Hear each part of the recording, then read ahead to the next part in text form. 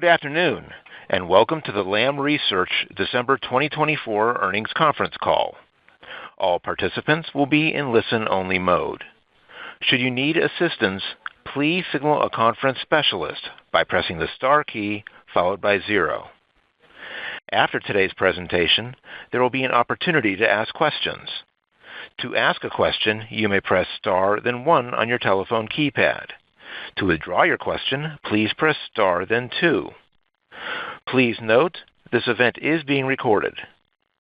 I would now like to turn the conference over to Ram Ganesh, Vice President of Investor Relations. Please go ahead. Thank you, and good afternoon, everyone. Welcome to the Lam Research Quarterly Earnings Conference Call. With me today are Tim Archer, President and Chief Executive Officer, and Doug Bettinger, Executive Vice President and Chief Financial Officer. During today's call, we will share our overview on the business environment, and we'll review our financial results for the December 2024 quarter and our outlook for the March 2025 quarter.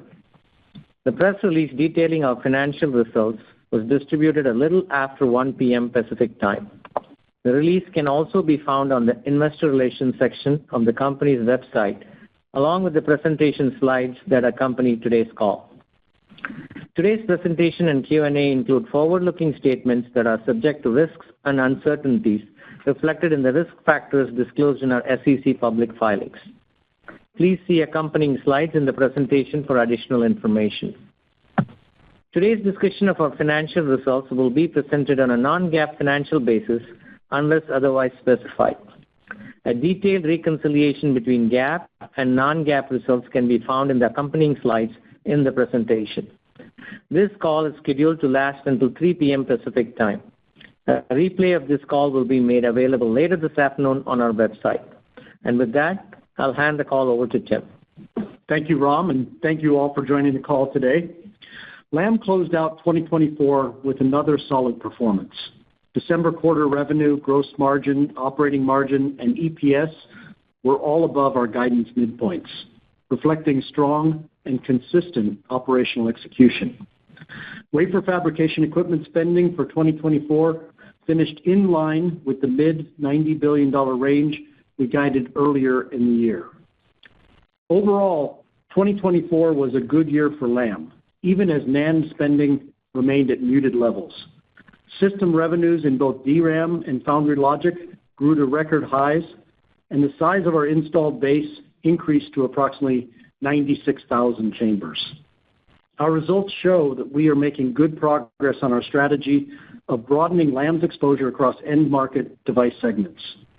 It also demonstrates the increasing strength of our product portfolio as semiconductors move into the AI era. For example, gate-all-around and advanced packaging technologies are critical enablers for AI device manufacturing, including GPUs and high-bandwidth memory. They are also highly deposition and etch intensive, and as a result, we saw Lam's shipments for gate-all-around nodes and advanced packaging each grow to exceed $1 billion in 2024. In calendar 2025, we see WFE spending rising slightly to approximately $100 billion. Again, we expect technology inflections to lead to faster growth for Lam, as AI applications demand greater device and package-level performance.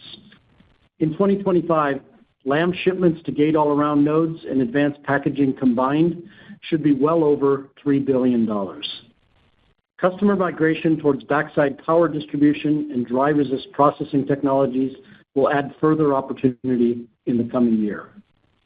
As we look forward, we view the increasing importance of deposition and etch technology as a differentiator for Lam and an opportunity to outperform. With this in mind, we have made strategic investments over the past few years to expand our R&D infrastructure, scale our organization, and transform our innovation process for greater speed. We are now seeing these investments yield important product advances. Our recently introduced Cryo 3.0 technology is winning at the leading edge, delivering best-in-class results for high aspect ratio dielectric etch applications on our latest Vantex CX Plus product, and also helping extend the capabilities of our large flex installed base through cryo upgrades. Our breakthrough dry resist capability for EUV is enabling patterning of extremely fine device features with greater precision, reduced defectivity, higher productivity, and reduced environmental impact. You may have seen that earlier today, we announced that our Aether dry resist solution has achieved a major milestone, having just been selected as the production tool of record for high bandwidth DRAM at a leading memory customer. Technology inflections in DRAM and foundry logic, combined with an upgrade-focused NAND environment, create what we believe is a unique setup for Lam to outgrow WFE spending and strengthen our bottom line in calendar 2025. In NAND, the industry is looking to transition the current installed capacity to higher layer counts to achieve better device performance at lower bit cost. Here, several trends play to our favor. One is the transition to molybdenum, or moly. Lam's patented multi-station sequential deposition technology allows us to employ a differentiated liner and fill process sequence that is proving to be a winner with customers. The momentum for our new moly product is strong. A second trend is the adoption of carbon gap fill to enable higher bit density and lower cost through multi-tier stacking. Our innovative PCVD-based pure carbon gap fill process provides high etch selectivity, superior mechanical properties, and simplified dry process removability.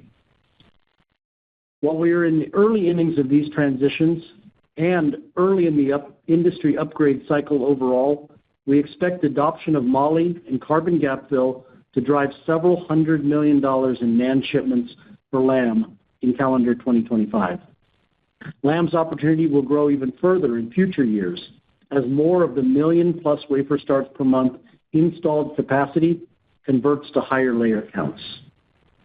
The differentiation we are delivering for customers runs deeper than the process technology itself. Our Semiverse solutions capabilities apply advanced modeling, simulation, data science, analytics, machine learning, and artificial intelligence to further enhance our equipment performance and reduce the time needed for process optimization. This is strengthening our competitiveness, and most recently, we used our Semiverse solutions capabilities to successfully defend a key dielectric etch application at a major memory manufacturer. Furthermore, we are leveraging these capabilities to help address the semiconductor industry's global workforce shortage. Through collaborations with universities in the United States, India, and Korea, Semiverse solution software is already being used to educate the next generation of semiconductor industry innovators.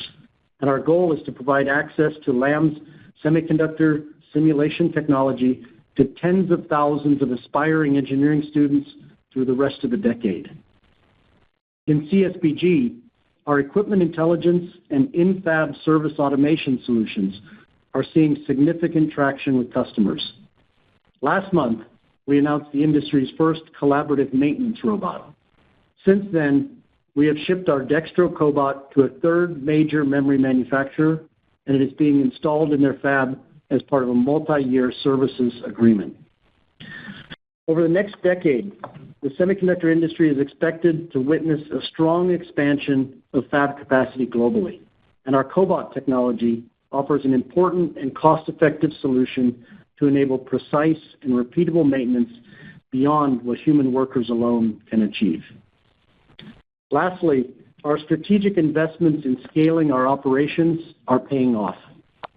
Our Asia operations continue to ramp very efficiently, and in 2024 helped drive meaningful improvement in both our responsiveness to rising customer demand and our gross margin.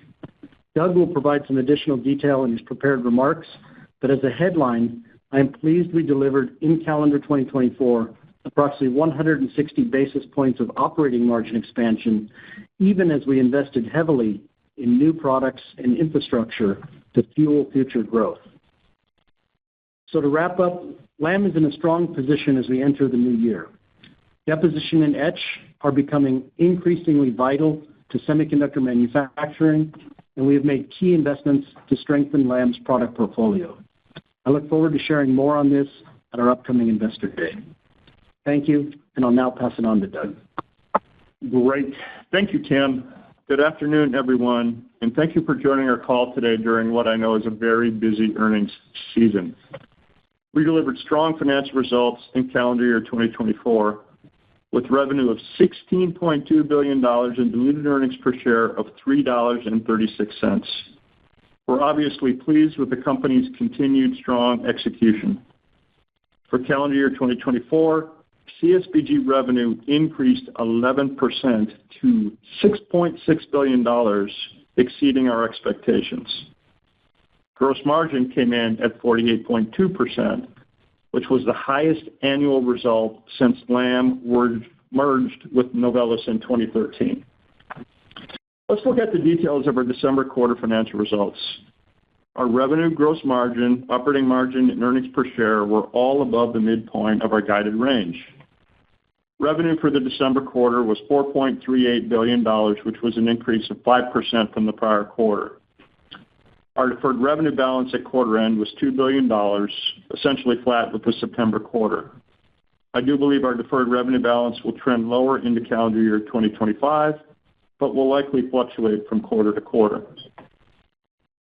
From a market segment perspective, December quarter systems revenue in memory was 50%, up from 35% in the prior quarter. Within memory, non-volatile memory increased, coming in at 24% of our systems revenue, up from 11% in the prior quarter. This market segment has reached the high point since the end of 2022, driven by NAND spending on tech conversions from 1XX layer class devices to 256 layer. We expect these conversions to continue in calendar year 2025. DRAM represented 26% of systems revenue compared with 24% in the September quarter. DRAM spending was focused on tech upgrades to the 1-alpha, 1-beta, and some initial ramp of 1-gamma nodes to enable DDR5 and high bandwidth memory. HBM investments in our tools enabling through-silicon via capability continues to be strong. Foundry represented 35% of our systems revenue, a decrease from the percentage concentration in the September quarter of 41%. Growth for gate-all-around node spending partially offset the decline in mature node spending. The logic and other market segment was 15% of our systems revenue in the December quarter, down from the prior quarter level of 24%. The decrease was driven by reduced spending in both leading edge as well as specialty technology nodes. Now we'll discuss the regional composition of our total revenue. The China region accounted for 31%, which was down from 37% in the prior quarter. Most of our China revenue continued to come from domestic Chinese customers. The next largest geographic concentration was Korea at 25% of revenue in the December quarter, an increase compared with the September quarter level of 18%. And finally, Taiwan and the United States rounded out the remainder of the top four regions. The Customer Support Business Group generated almost $1.8 billion in revenue for the December quarter, consistent with the September quarter, and 20% higher than the same period in 2023. Sequentially, growth in upgrade revenue largely offset the decline that we saw in Reliant systems. While spares and the Reliant product line continue to be the two largest components of CSBG revenue generation, we achieved record upgrade revenue, demonstrating the strength of that growing installed base. Turning to gross margin performance, the December quarter came in at 47.5%, which was above the midpoint of our guided range, but was down from the September quarter level of 48.2%. This was primarily a result of unfavorable customer mix, which we foreshadowed in the last earnings call. We've improved elements of our cost structure during the past 2 years and expanded the gross margin contribution from our Asia operation strategies by a little more than 100 basis points as we exited calendar year 2024. We expect incremental benefit to gross margins as we continue to scale production on a go-forward basis from this strategy. Operating expenses for December were in line with our expectations at $735 million, up from the prior quarter amount of $722 million. The increase was primarily due to higher incentive compensation tied to the company's increased profitability. R&D accounted for 67% of total operating expenses. Operating margin in the current quarter was 30.7%, a little bit below the September quarter level of 30.9%, and near the high end of our guidance range, primarily because of that higher revenue and the stronger gross margin performance. And I just reiterate what Tim mentioned, that we delivered a 160 basis point improvement in operating margin for calendar year 2024. The non-GAAP tax rate for the quarter was 13.2%, within range of our expectations. Our estimate for the March 2025 quarter is for the tax rate to be in the low to mid-teens range. Other income and expense for the December quarter came in at $11 million in income, compared with $13 million in income in the September quarter. The slight fluctuation in OI&E was due to lower interest income, which was somewhat offset by lower foreign exchange losses and a little bit of gain in equity investments. OI&E will continue to be subject to market-related fluctuations that will cause some level of volatility quarter to quarter. And as we sit here today, I do believe OI&E will have a slight negative bias in the March quarter. On the capital return side of things, we allocated approximately $650 million to open market share repurchases, and we paid $298 million in dividends in the December quarter. For the 2024 calendar year, we returned 98% of free cash flow, totaling $4 billion, which was at the high end of our long-term capital return plans of 75 to 100% of free cash flow. For the December quarter, diluted earnings per share came in at 91 cents. The diluted share count was roughly 1.29 billion shares, which was a reduction from the September quarter. During 2024, we repurchased nearly 34 million shares through our share buyback program, and we have $9.2 billion remaining on our board-authorized share repurchase plan. Let me pivot to the balance sheet. Our cash and short-term investments totaled $5.7 billion at the end of the December quarter, down from $6.1 billion at the end of the September quarter. The main driver of the cash decrease was obviously our capital return activity. Day sales outstanding was 69 days in the December quarter, an increase from 64 days in the September quarter. Inventory at the December quarter end totaled $4.4 billion, a slight increase from the September quarter, as we prepare for higher revenues in the March 2025 quarter. Inventory turns were 2.1 times, flat from the prior quarter level. We will continue to manage inventory levels to the best of our ability to align with customer demand. We're pleased to announce that we upsized our revolving credit facility from $1.5 billion to $2 billion. Additionally, I just mentioned that we have $500 million of unsecured notes maturing in March this year, which we intend to simply pay off using cash on the balance sheet. We may choose to refinance this notional amount in the future as we continue to monitor the interest rate environment. By bolstering our liquidity with the credit facility, we've created some optionality and flexibility here. Non-cash expenses for the December quarter included approximately $82 million for equity compensation, $83 million in depreciation, and $13 million in amortization. Capital expenditures in the December quarter were $188 million, up $78 million from the September quarter.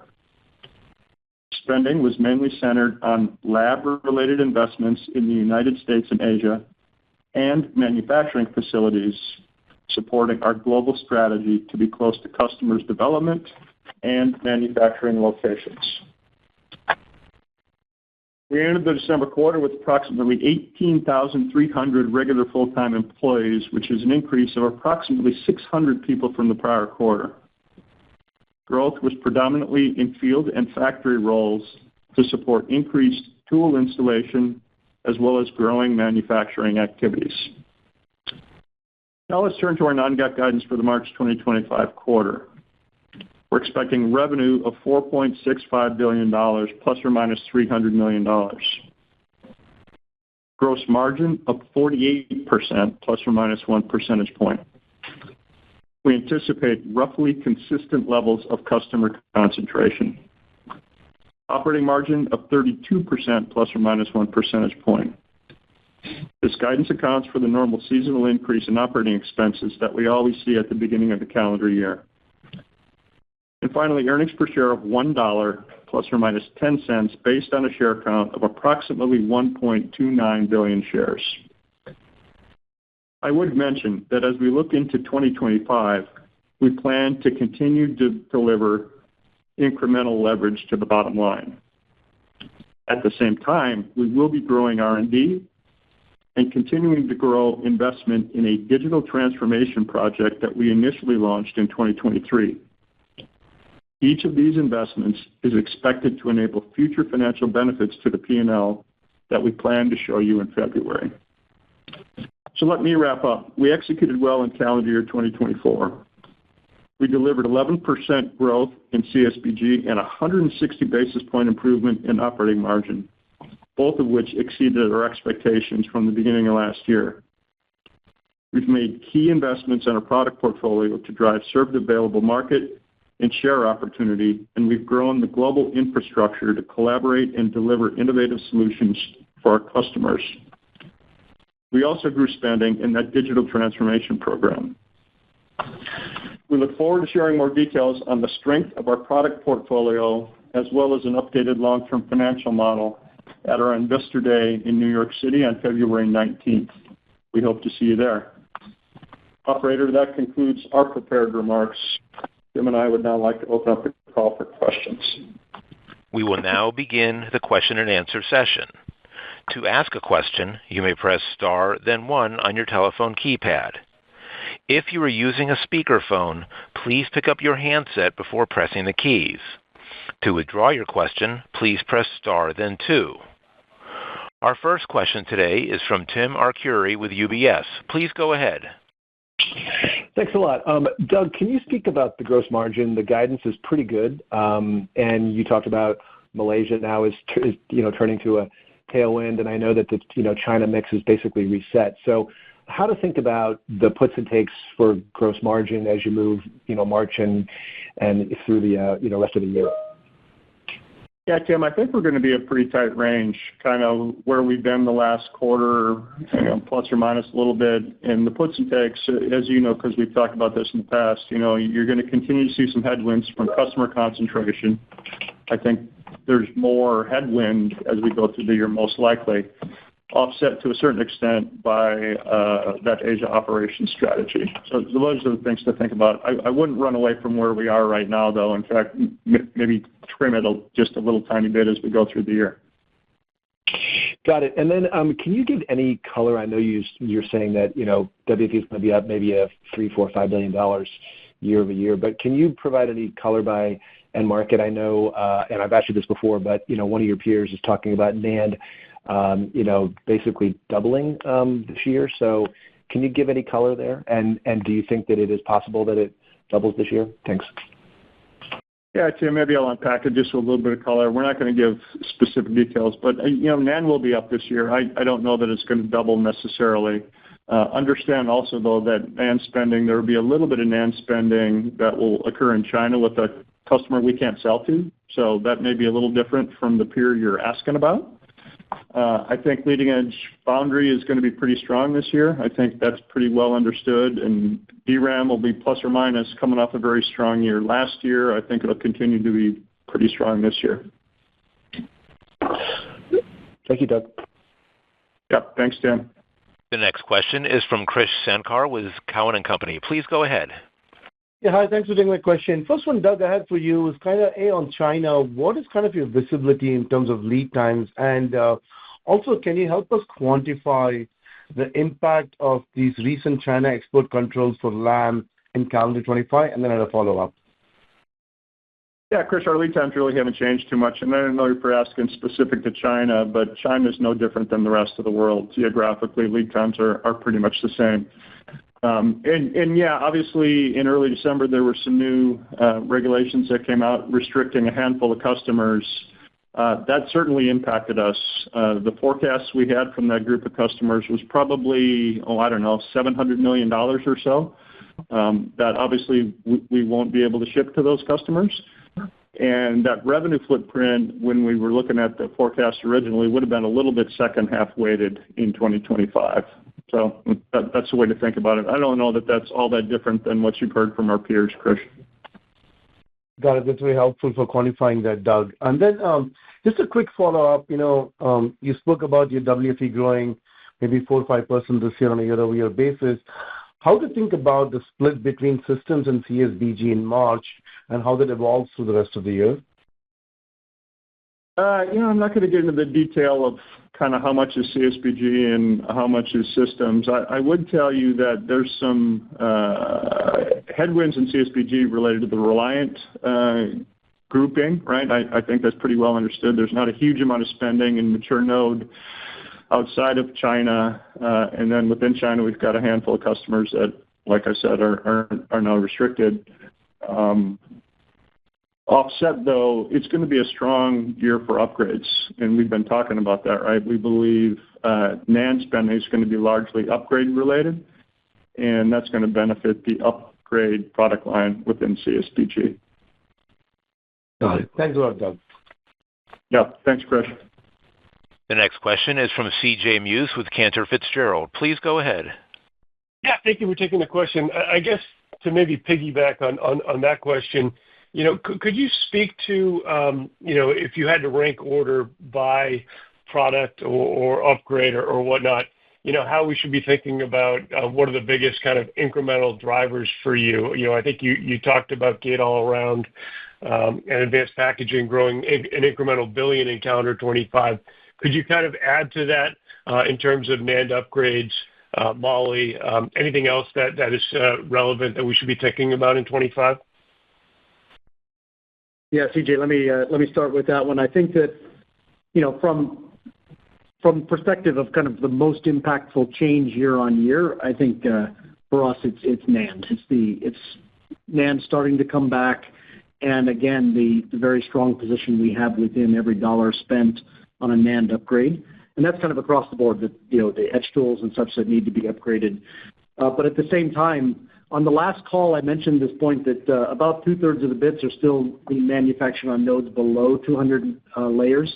And what happens as you move above 200 layers is not only do you have to upgrade the existing tools, but you have to start adding additional tools to deal with the complexity of that transition.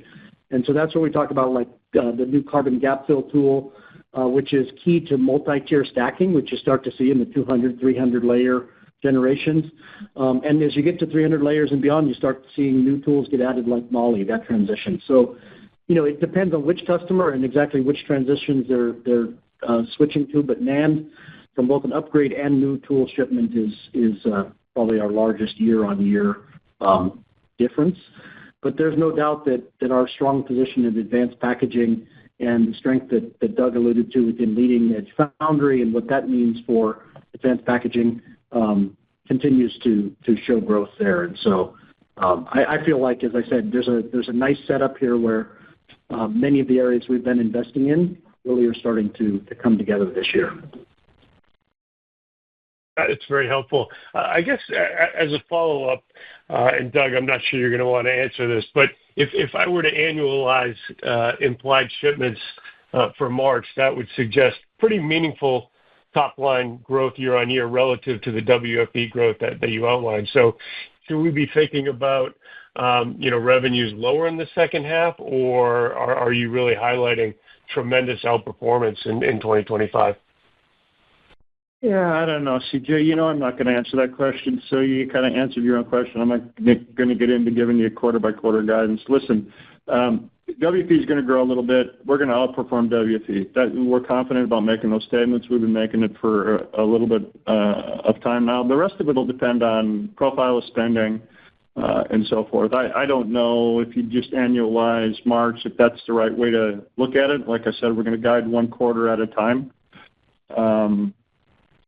I don't know. You got to do a little of your own pencil work. Don't lose sight of what I did say, though, about the second half weighting of some of that China customer that all of a sudden we can't ship to any longer. That would have been a little bit second half weighted. So comprehend that as you build your model for the year. Great. Thank you. Thanks, CJ. The next question is from Harlan Sur with J.P. Morgan. Please go ahead. Good afternoon. Thanks for taking my question. On advanced packaging and high bandwidth memory, I know you guys started last year with the view that your advanced packaging business would do about $700-800 million in revenues on the April earnings call.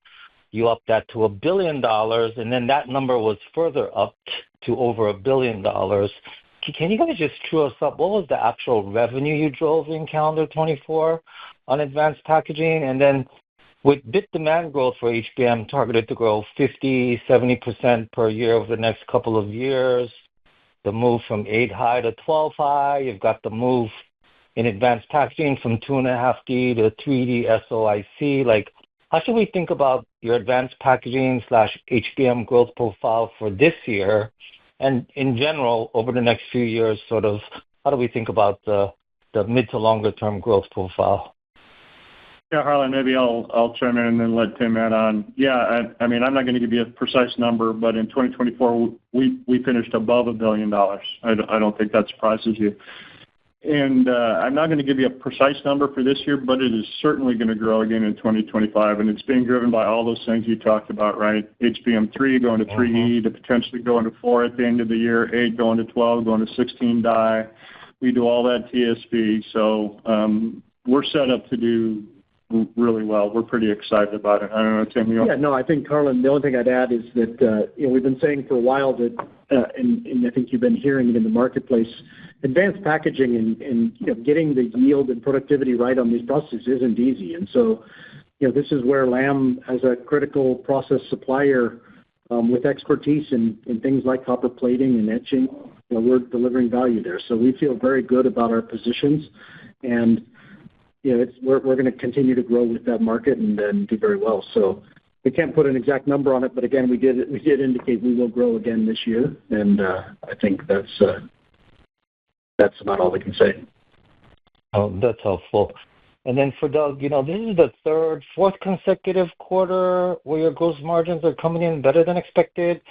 Continued strength on the guidance for the March quarter, right? The overall sustainability and growth of your gross margins has been very, very solid. I've actually been surprised at how rapidly you've ramped your Malaysia manufacturing facility, low-cost geography. You've got strategically aligned supplier base in this region.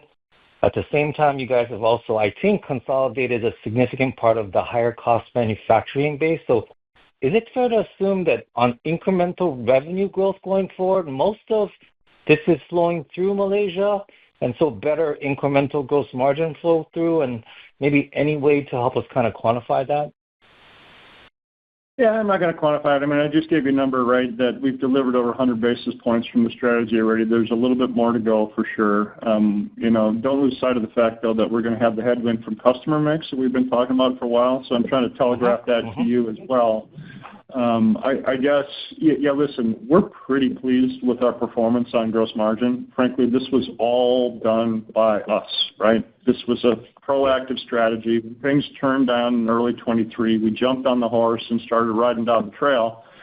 And frankly, the guys and gals in our global operations organization have done a phenomenal job here, right? So super happy with what's going on. We're going to keep driving this.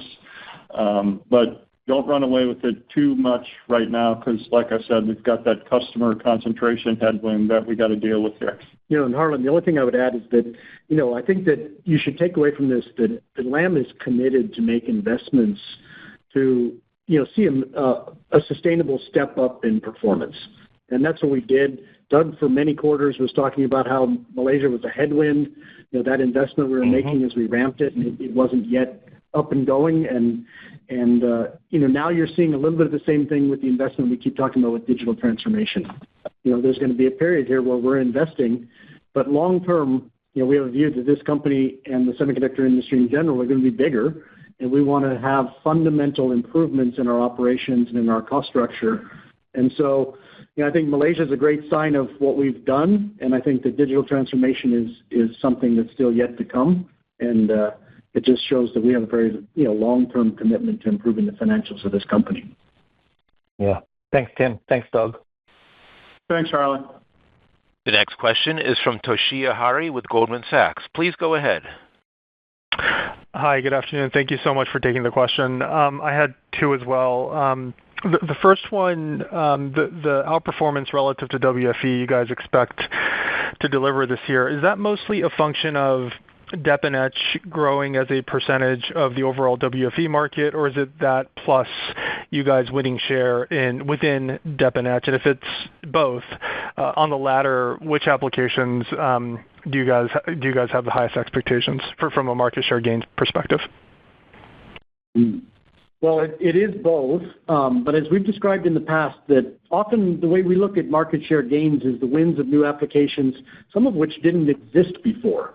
And so, it's not always a head-to-head fight that results in one winner for an application. I gave an example of that with the carbon gap fill, new application that gets created simply because of the growing complexity of tier stacking in NAND.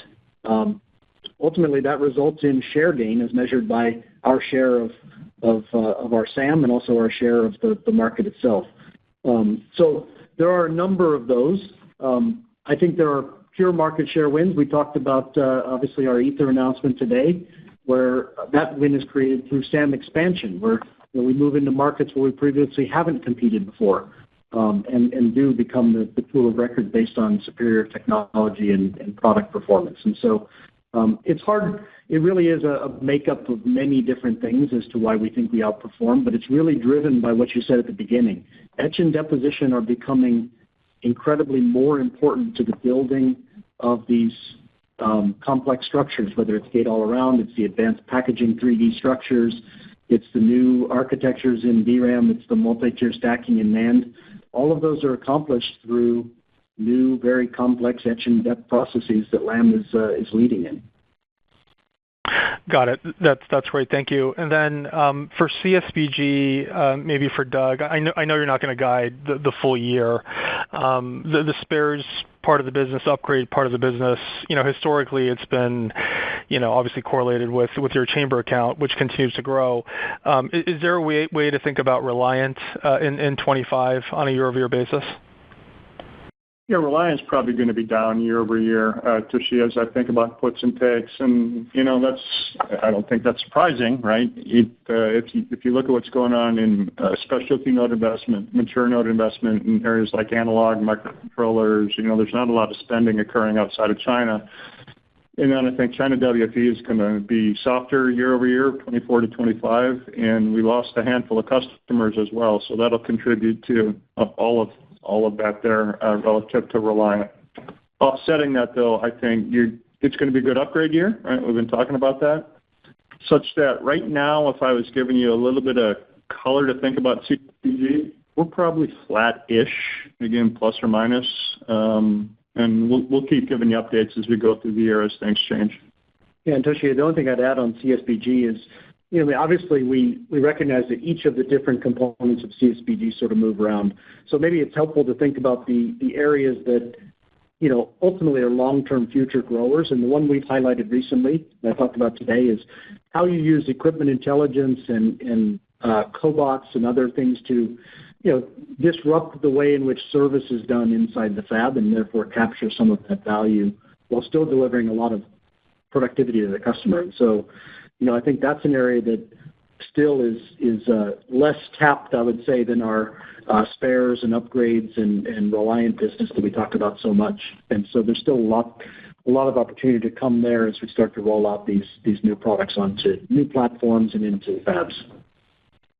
Very helpful. Thank you. Thank you, Toshiya. The next question is from Srini Pajjuri with Raymond James. Please go ahead. Thank you. Doug, I just want to clarify the previous answer you gave on CSBG. So when you say flattish, are we talking calendar 24 being flattish, or is it fiscal? I'm sorry, calendar 25 being flattish, or is it fiscal, or are you talking sequentially for the next few quarters, I guess? Calendar 25. I never talk about fiscal years, well, almost never. It's year over year. You should think of CSBG in total as flattish. Got it. Thank you for that. And then my question, maybe for Tim, is on Moly B. I know you said several $100 million of contribution.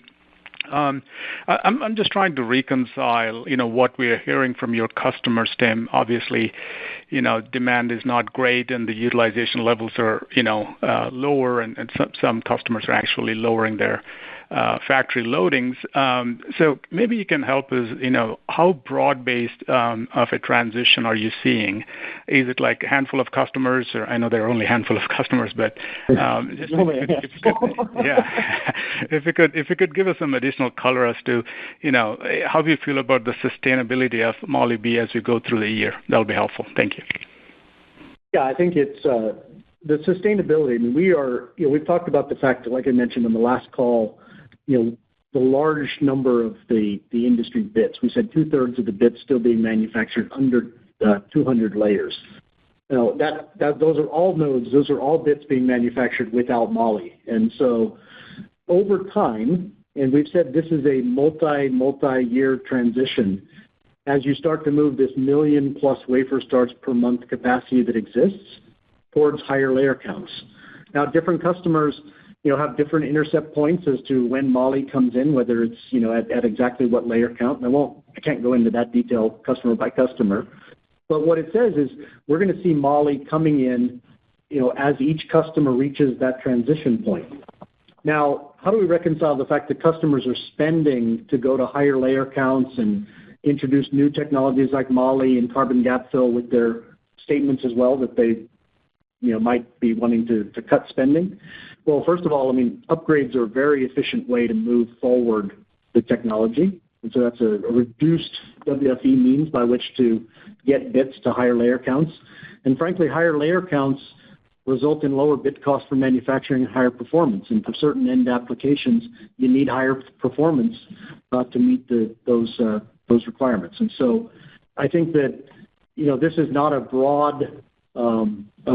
very broad and large upgrade move, but it's the early signs, and that's why we're starting to see improvement in our numbers. But over the next several years, you'll continue to see Moly contribute more and more as the number of wafers at those higher layer counts continues to increase. Got it. Thank you. Yep. Thanks, Srini. The next question is from Vivek Arya with Bank of America Securities. Please go ahead. Thanks for taking my question. Doug, just one or two clarifications. Why will CSBG be flat this year? And then how should we think about OpEx growth in calendar 25? Yeah, Vivek, it's what I described. We're coming off a pretty strong year for the Reliant product line. That's probably going to be less strong next year. Offsetting that, I believe, will be the spending on upgrades. Kind of based on what Tim just told you, right? There's an aging set of equipment in NAND. There's upgrades other places too. So that's the up and the down, I guess, is the way to think about it, Vivek. That makes sense? Yep. And the OpEx growth, Doug? Listen, we're gonna increase spending this year, right? I talked about we're growing R&D. We're investing in a digital transformation project that's going to deliver future financial benefit. But also, listen to what I said in the scripted remarks. We plan to deliver some amount of leverage this year too, right? We're going to deliver leverage to the P&L. So, revenue should grow faster than OpEx is the way to think about it. So last year, Doug, OpEx was up mid-teens. Should we assume a similar kind of OpEx growth given the digital transformation projects, or would it be, very different from that run rate? Yeah, Vivek, I'm going to guide you one quarter at a time. You'll get a little bit of leverage from us this year. So that's as much as I'm going to give you right now. Okay, thank you. The next question is from Atif Malik with Citi. Please go ahead. Hi, thank you for taking my questions.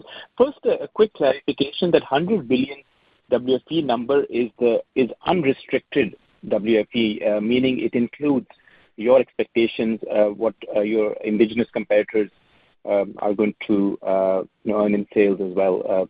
That's the first question. Atif, it's all in. It's everything, right? There were restricted customers in 24. There's restricted customers in 25. We're describing it all in to the best of our ability. Okay. And then, Doug, you made a comment that you're expecting similar customer concentration in the March quarter, and I was wondering if you're expecting similar regional concentration as well, and just trying to see if China sales are going to come down again in the March quarter after the drop in the December quarter. You gotta listen to my euphemisms when I describe stuff. Customer concentration actually is pretty tied to geographic concentration when I talk about it right now, so you should expect that to be roughly consistent December to March, roughly. I do believe that, again, we said this on the last call, again, China concentration for a year will be down versus 24 in 25. Got it. Make sense? Yep. Okay. Thanks, Anand. The next question is from Stacy Rasgon with Bernstein Research. Please go ahead.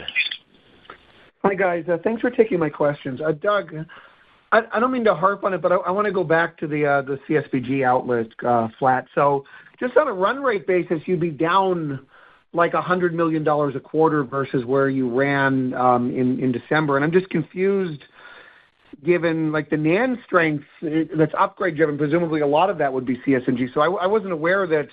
I mean, Reliant must be like falling like by a huge amount year over year for me to just fit that outlook. I mean, I'm just trying. What am I getting wrong, or is there just some conservatism built in there, or like why such a steep fall off given the strength of NAND?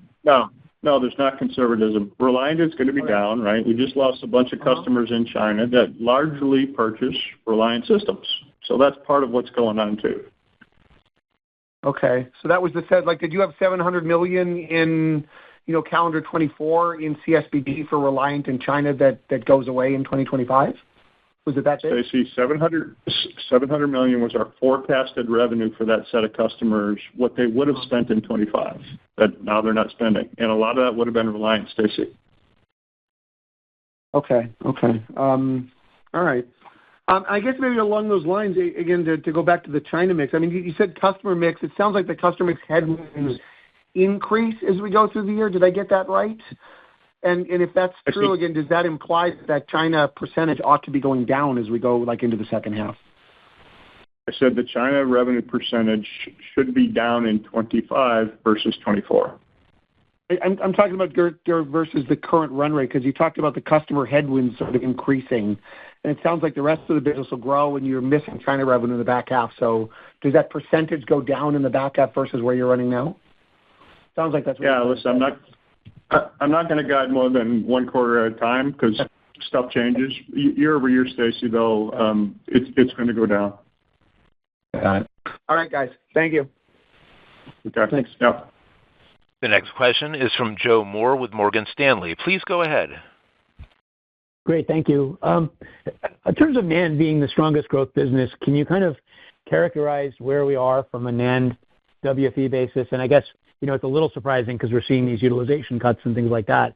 And I know you'd alluded to technology transitions, but just maybe a little bit more color on, why NAND is strong at a time when the economics of NAND seem to be softening. Yeah. I think that, one, we would characterize the NAND spending today very much as technology migration. And so I think that, as I said, comes into play for different reasons. One is it does help reduce bit cost and also improve device performance. And so there are customers that are looking to make some changes there on certain lines they have. Now, when we talk about the growth, we haven't obviously given a number for what NAND WFE will be in 2025, but it's coming off of, as you know, a very low base. And if primarily all of the spending this year is on upgrades, again, the strength in Lam's, we spoke specifically about that being a strong grower for Lam, our strongest growing segment, then we would say that that is because of our very high capture rate of WFE spent on upgrades. And so, I can't speak to every customer and what they're going to be spending this year, but what we can say is that there is still a strong desire to move certain lines forward to higher levels of technology, and that's what we're seeing. That's very helpful. Thank you. Thanks, Joe. The next question is from Vijay Rakesh with Mizuho. Please go ahead. Yeah, hi. Just a quick question on the NAND side. Sorry if somebody asked this question already. I joined late. Nice rebound there, but as you look at the full year, given how much NAND has come down, any thoughts on how much you see NAND growing this year in 25? Calendar 25. We're not going to give you a number, Vijay. It's going to be up though. Yeah. Got it. Okay. And then can you talk to what you're seeing on the cryo side? I think you guys have talked about an opportunity with QLC NAND. How do you see that for 25, I guess? Yeah, I mentioned in my prepared remarks, and we had a release late last year on what we call our Cryo 3.0 technology, which really is a breakthrough in terms of performance for being able to etch very deep, very vertical holes for NAND flash memory. And also, that same technology can be used for other devices like DRAM that also need a high aspect ratio dielectric etch. And so we're very happy with the progress that's been made. What makes it very attractive is that our cryo technology can also not only be sold on new tools going forward, but also used to upgrade existing systems we have in the installed base, which is very attractive for our customers financially. Got it. Thank you. The next question is from Joe Quattrocchi with Wells Fargo. Please go ahead. Yeah, thanks for taking the questions.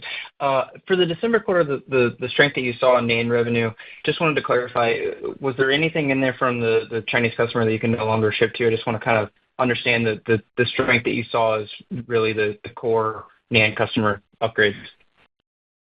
No, there's nothing from a Chinese NAND, indigenous Chinese NAND customer. Nothing. Okay, helpful.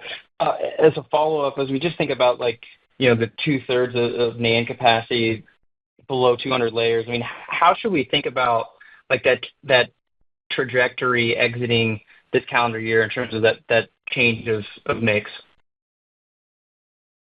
Well, I think that's the question that we've been hearing quite a number of times on the call, which is, can we predict the rate and pace? I think you have to look. The one thing we're certain of is over time, more and more of that installed base will continue to be upgraded to higher levels of technology.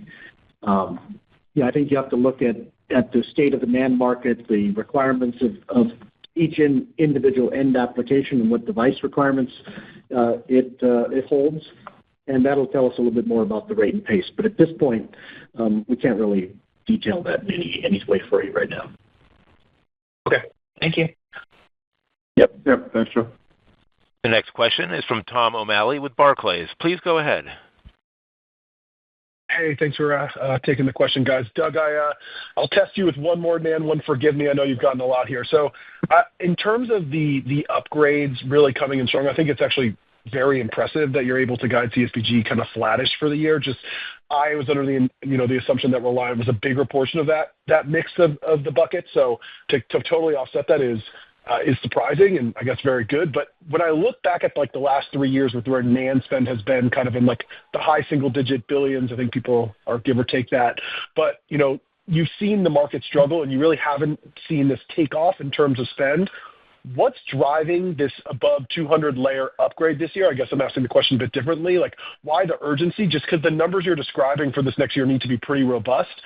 Just want to understand why that's happening so quickly. It's obviously a really good thing for you. Yeah, Tom, I guess it's really what Tim described. The technology that's out there, 2/3 of it is sub 200 layer. It needs to get upgraded. Listen, it's not like we're back to the races at peak NAND spending. It's nowhere close to that. But you got enterprise SSDs evolving to need QLC, which needs the capability of structures that are beyond 200 layer, right? You got to get the circuit under the array. You need to have wafer bonding capability, and these technologies that are sub 200 layer don't enable that. That's what's going on. In addition to what Tim mentioned earlier, right? When you upgrade, you get a lower cost per bit. And so there's still economics that make sense there to a certain extent.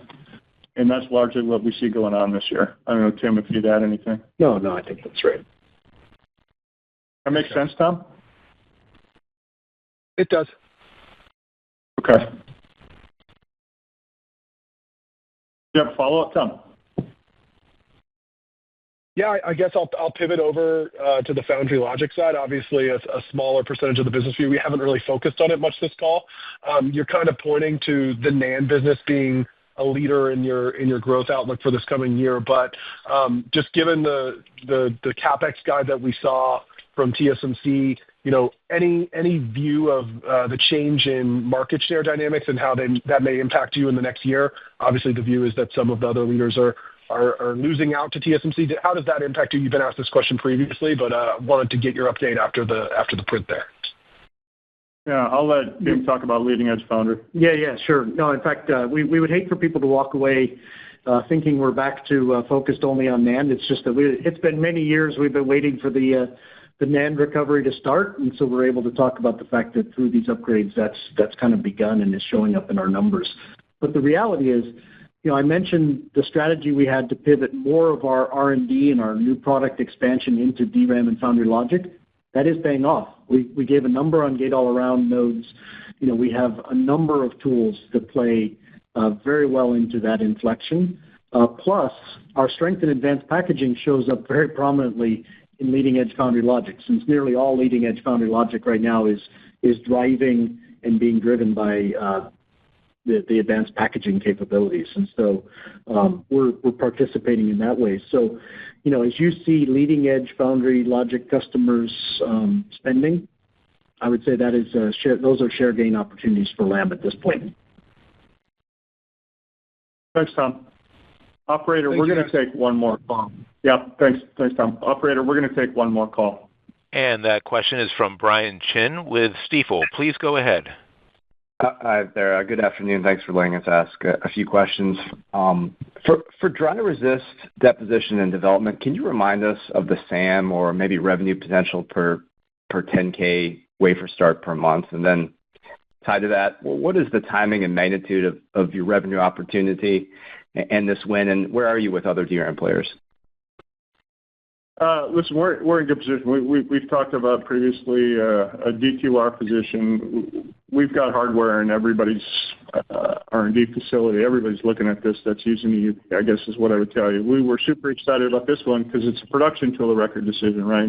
It's going to ramp. It's not going to be huge dollars this year, Brian, but it is going to certainly be generating revenue. But it was a real important milestone for us. Okay, that's great. Maybe for the quick follow-up, what factor does the introduction of wafer bonding on NAND roadmaps, I guess, have on your capture rate of NAND spending? Oh, and an upgrade. I mean, primarily, we do a lot of things mostly related to the stack is what we've been talking about. There are other elements of our say certain tools that can go into and play in the wafer bonding space, but we don't do wafer bonding itself.